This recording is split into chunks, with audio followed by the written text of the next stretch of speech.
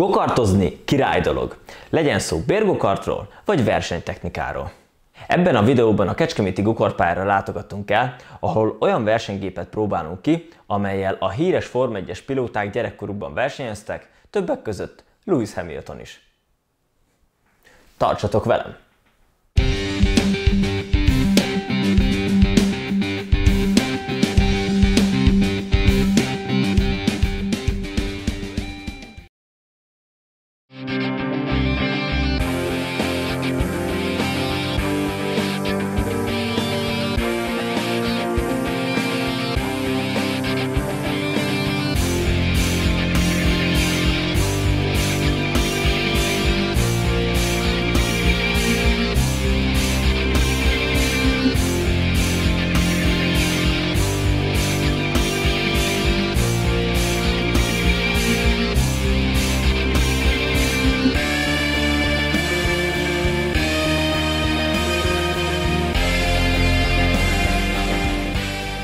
A kecskeméti gokartpályán.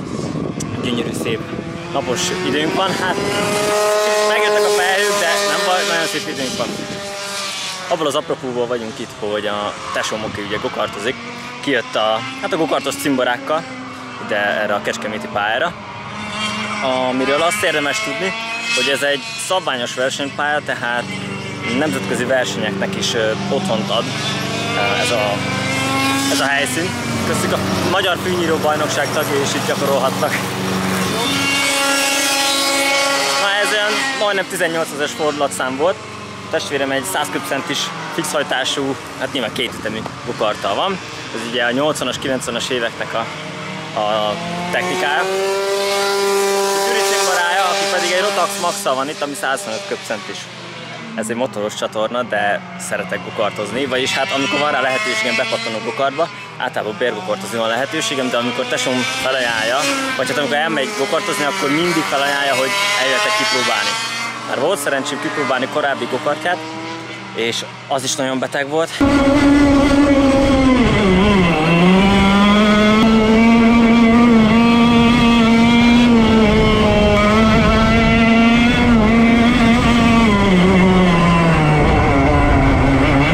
De ez, amit most épített meg, ez most egy ilyen technika úgy tűnik, és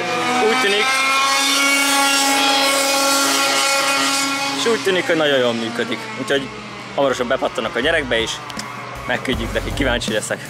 Nagyon, nagyon várom.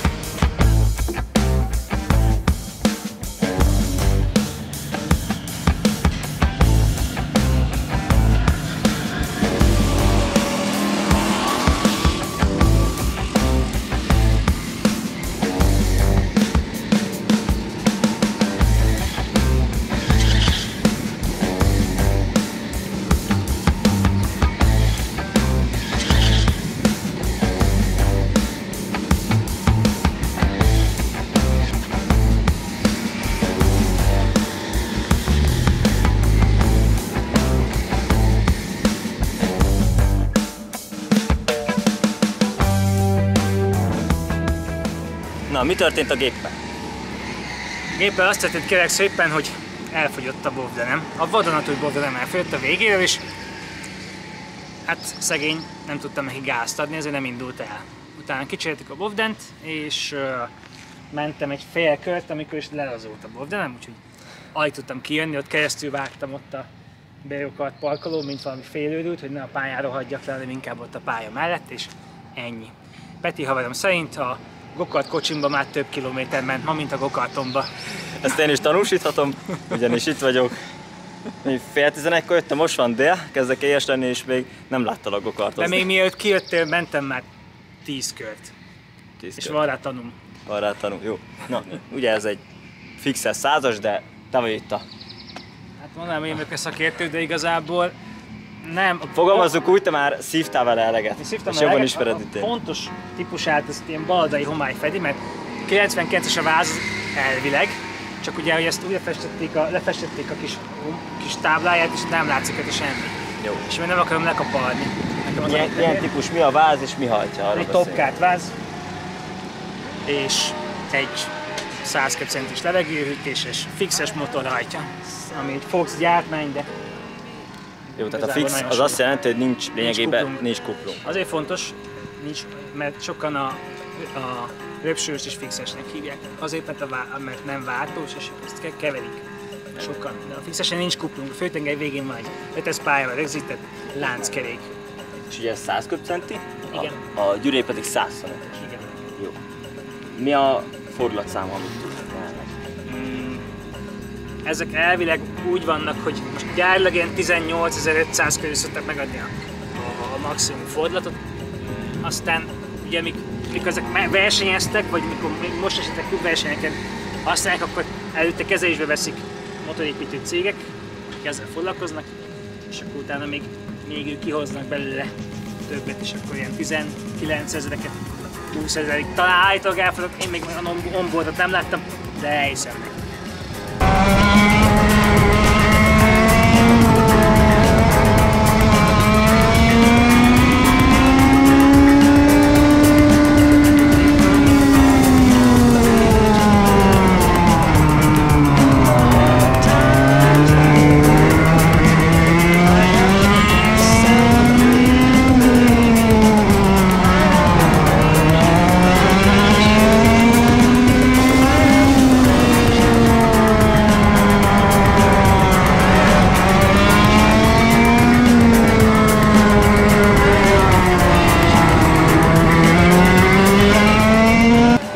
Még fontos, hogy ez vashengeres? Nem tévedek?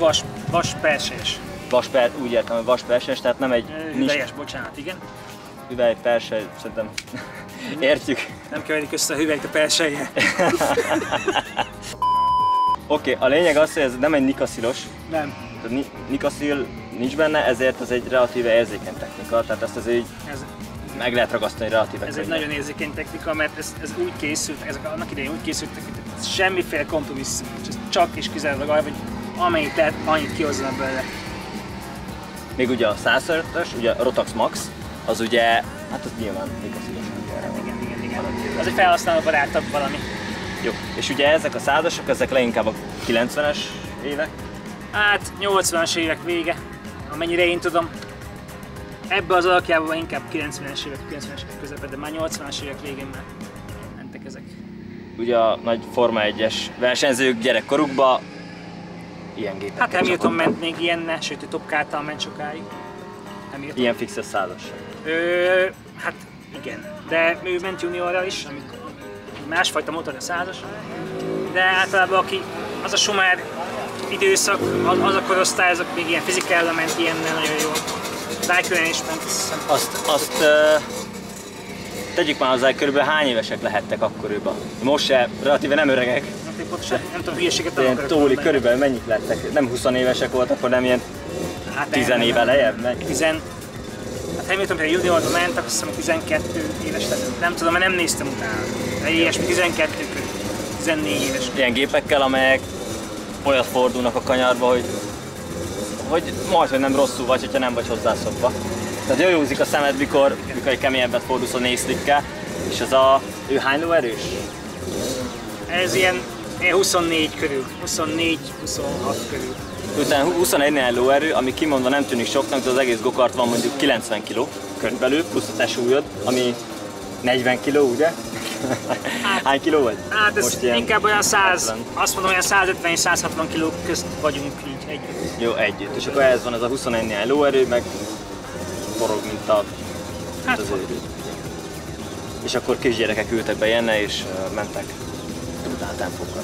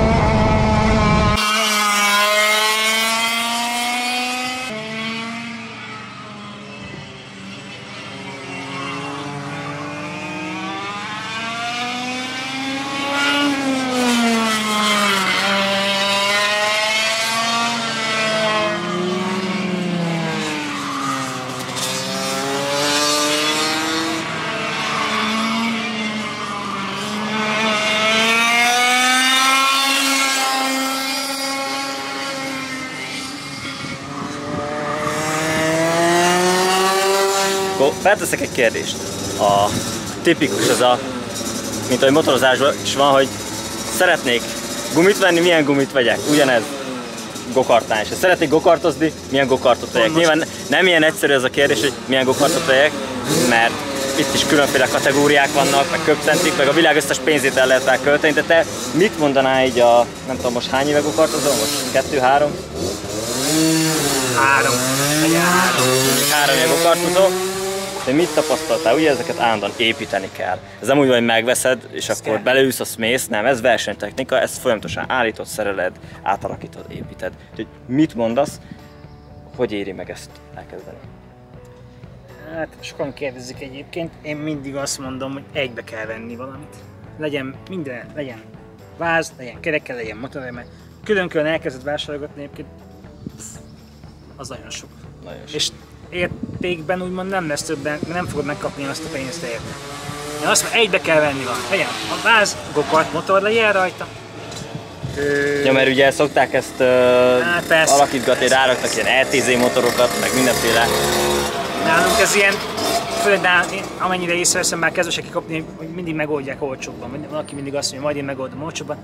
És aztán jó drágán csinálsz valami használhatatlan vackot, és az nem jó. Mert aztán meg akarsz szabadulni, és senki nem ad érte semmit. Úgyhogy gokartváz, gokartmotor. Én azt mondom, valaki most kezdi, akkor hát attól függ, mennyi pénze van, de ilyen motorból, ilyen 100-asból van kuplungos, hát ez a pistonportnak mondják, ez aminek nem ilyen szívómembrás, hanem itt van a hengerén a karburátor. Nem mutatjuk. Nekem is volt olyan motorom, és azok nem ennyire kényesek, szerintem meg azokon van kuplung. Szerintem egy olyannal, és akkor egy valamilyen vázzal ráteszi, és ez szerintem kezdésnek az, hogy 20-22 lóerő pont elég kezdésnek. Bőven. Még átlagembernek még a bérgokart is sok tud lenni, látjuk a pályán, meg ahol jártunk, hogy azért nagyon durva dolgokat tudnak művelni. Hány lóerő is ez egy ilyen bérgokart? Mennyi? 300 köbcentések ezek körülbelül most? Ezek nem. Ezek a nagyobb? Ezek a 2. 9-10 lóerő, valami is. És akkor néha még azokkal is elszállnak, mint a győzelmi zászló. Beszéljünk arról, amikor beindítod a fixest. Igen. Nagy a különbség a között, hogy beindítod azt, aminek van kuplungja, meg beindítod ezt.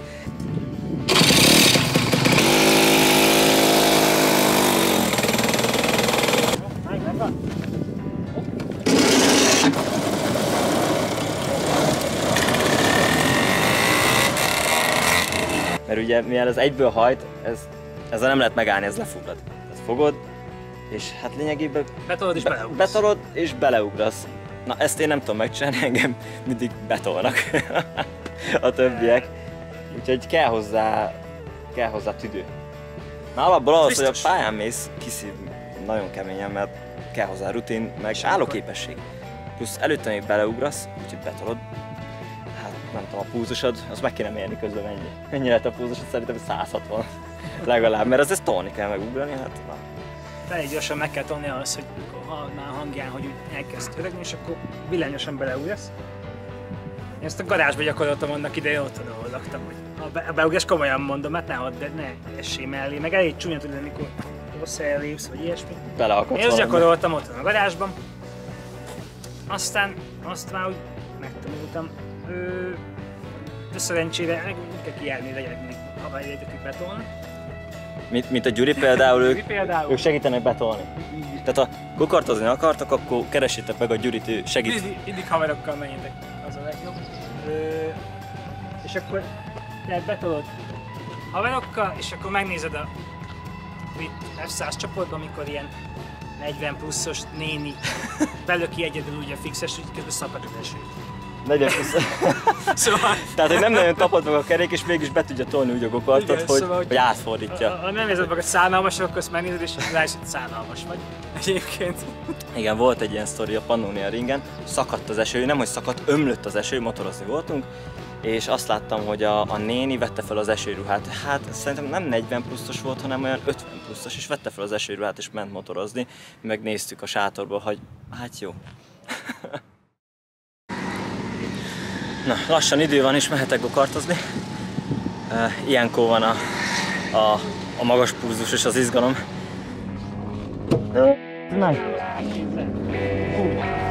Kicsit előre.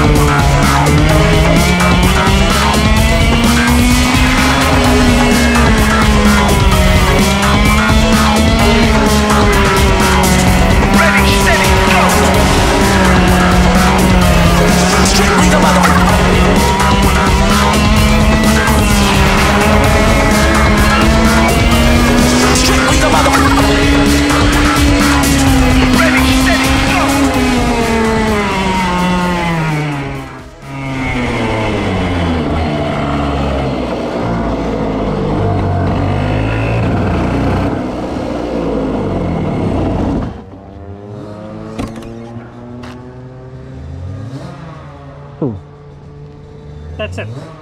Most áttekernénk bele azt, hogy hát, és én akinek így, de nem, mert itt minden jó, mert ezzel van. Kicsit leizzadtam. Olyan erősen nem gondolná az ember. Fú, le is jöttem. Kis srácot egyenesen meg lehetne előzni, de nem, kanyarról meg tök jól megy. A versenygokart, az ilyen valódi versenygokart, az direkt, az nem kérdez. Rálépsz a fékre, kicsit túlnyomod, azonnal megcsúszik. Nem olyan, mint az autó, nem úgy kell elképzelni, hogy bele kell satúzni, hogy megcsúszson.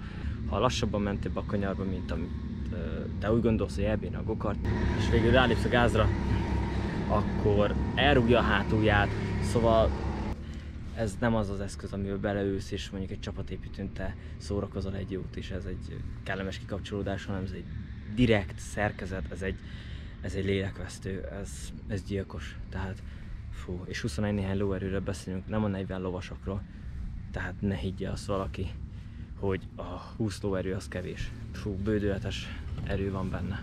Nagyon meglepi az embert, és ezt úgy mondom, hogy én már korábban mentem ezzel a gokarttal, nem ebbe a vázban, hanem egy másikba, de tudtam, hogy ez a 100 köbcent és ez a Fox motor ez erős. Ráadásul ez a kecskeméti pálya nagyon gyors, és nem véletlenül vannak itt nemzetközi versenyek, és ha feszegeted a határaidat, egy pillanat alatt ott vagy a kanyarba, és utoléred a másikat. Utol is értem egy kis kölyköt, aki ment a gokarttal.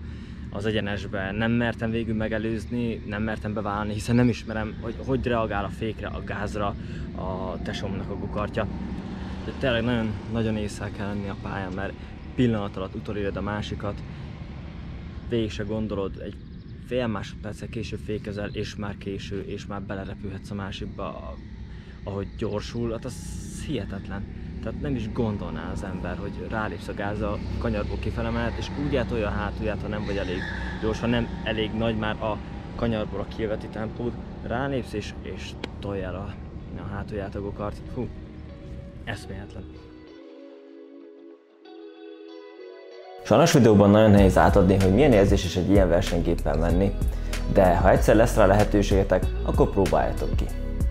Persze, ha még nem gokartoztatok, akkor először én úgy gondolom, kezdjétek bérgokarttal. És ne gondoljátok azt, hogy a bérgokart gagyi azért, mert lassabb. Pont, hogy jobban fogjátok élvezni, mert felhasználóbarátabb. Arról nem is beszélve, hogy a kisebb tempóból fakadóan sokkal több időtök lesz reagálni arra, ha mondjuk az abroncs elveszíti a tapadását, vagy az előttetek haladó befékez előttetek. Remélem érdekesnek találtátok ezt a videót, és legközelebb is velem tartotok. Kommentben írjátok meg véleményeteket, meglátásaitokat, vagy akár kritikátokat is. Tartsatok velem legközelebb is. Sziasztok!